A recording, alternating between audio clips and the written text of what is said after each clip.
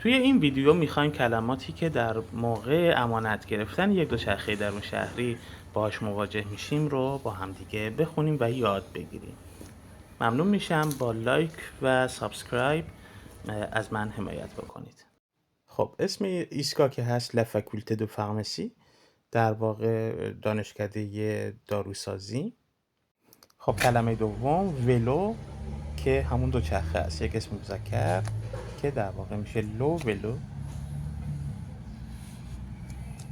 خب همینطور که میبینید یه سری نوشته‌هایی اومده که دونه دونه میخوایم اینها رو بررسی کنیم.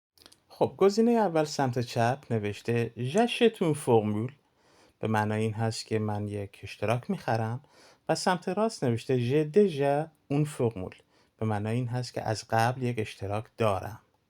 پس در اینجا j'achète به معنای این که من میخرم، در واقع از فعل acheter اومده، خریدن. ژ به معنای من دارم، اون فرمول به معنای یک اشتراک، دژا به معنای قبلا یا از قبل هست. اینجا اون فرمول معنای اشتراک میده، معنای دیگه هم داره. خب بعد از این که اشتراکمون رو خریدیم، حالا بایستی دوچرخه رو آزاد کنیم. همطور که میبینید نوشته pour libérer ce vélo, posez votre carte au votre ticket. نوشته برای آزاد کردن این دوچرخه کارتتون رو یا بلیتتون رو اینجا قرار بدید.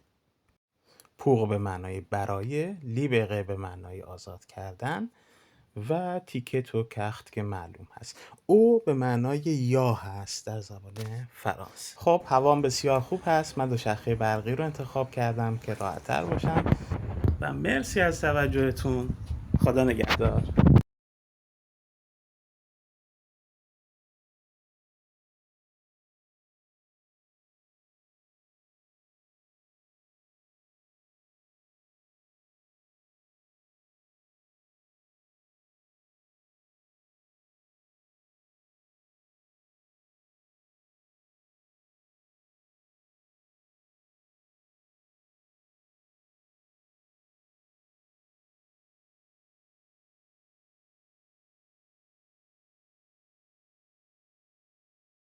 تا ویدیو بعدی، خدا نگهدار.